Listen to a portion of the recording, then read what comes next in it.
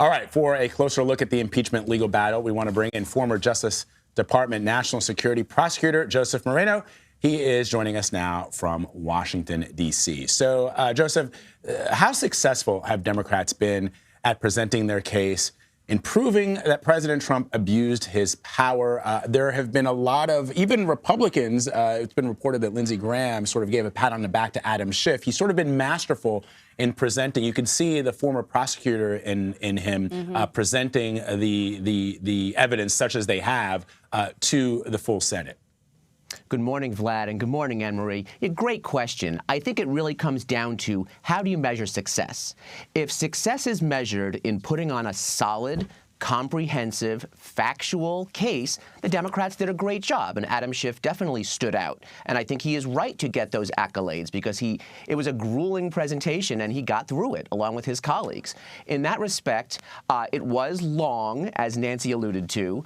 It was a little repetitive, and in a traditional trial, you do run the risk of alienating your audience if you keep them trapped for too long and you feel like they feel like you're talking down to them. But let's be real here. The real audience is not those 100 senators. It's the American public. And clearly the strategy was the House managers are going to use every minute of every hour they're given to plead their case.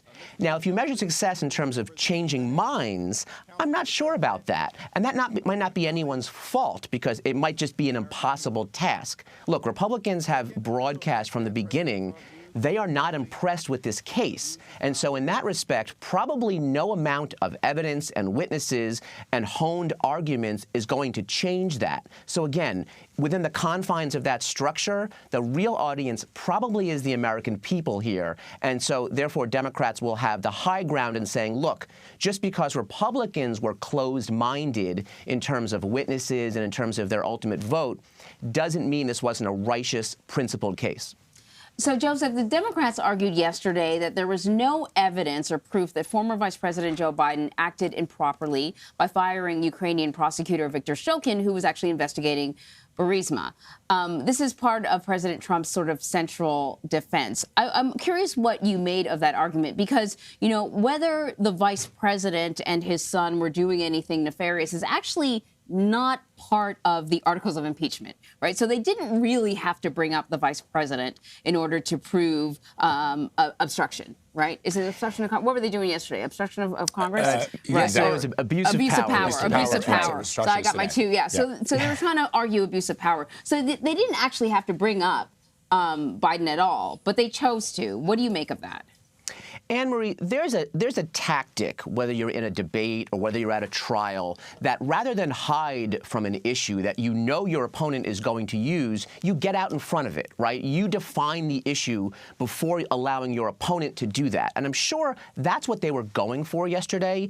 It was a curious strategy to spend so much time on the Bidens because the consequence to that, as we've heard from senators like Ted Cruz, is, well, you've argued this point to such an extent that there was nothing to see there that, well, now I kind of want to know for myself if there was something to see there. So I get what the Democrats were doing. They may have spent a little too much time on it. And I think what's going to happen now is the debate about whether Hunter Biden or Joe Biden are relevant to this case is going to come to the forefront with respect to the argument about witnesses. And I think that's where Democrats might regret a little bit how much time, because like Lindsey Graham said in the clip you showed a few minutes ago, they've opened the door for this now. So I think you have to be careful what you wish for. As you know, Joseph, the president tweeted, or maybe you're just hearing about this, earlier he tweeted, slamming impeachment manager Adam Schiff and the minority leader Chuck Schumer. He also said, quote, "Looks like my lawyers will be forced to start on Saturday, which is called Death Valley in TV." Meaning, what does that mean? It means no one's going to be watching, is the way I think that he's suggesting, right? That it's a Saturday, people are doing things on the weekends, and so again, just sort of giving you a little window, a little insight into how the president perceives his presidency and all that goes with it, which is that, look, if my guys got to appear on the weekends, then they're not going to be getting the eyeballs that they want. Ratings are going to be bad. And the other guy's got prime time. The other guy's got prime time, and I'm stuck on Saturday. Bad ratings. So I wonder then if that is the way that he's seeing it. Could we see? And I know that there's been a slight amendment, or they may be thinking about limiting the number of hours that they actually present on Saturday for the very reason that the president is tweeting about, Joseph.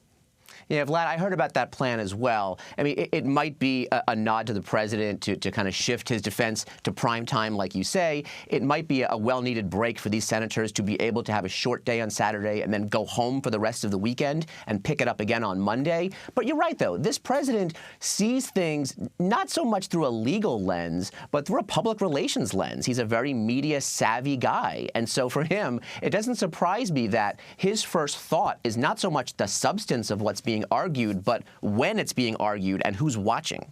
Well, I guess, if the president is not concerned, it's because Senator McConnell has said that they're taking their direction from the White House, and you're not seeing any Republicans budging at all when it comes to witnesses, when it comes to more evidence. And a lot of them are saying, let's just wrap this up so we can all go home. This is, political theater. So if the president doesn't have to worry about that, he's not in legal jeopardy, then I guess if you're worried about the ratings or you're worried about the eyeballs. You're worried about the 2020 campaign. That's what you're worried about, right? Yeah, for sure. That's right. I mean, look, this would be a very different experience if you needed, let's say, 51 votes to remove the president. Yes. But President Trump knows that 67 is such a difficult threshold to meet that the likelihood of that happening is so low. And so I have to think that that's baked into his strategy, as well as the strategy of his defense team and Republicans in general.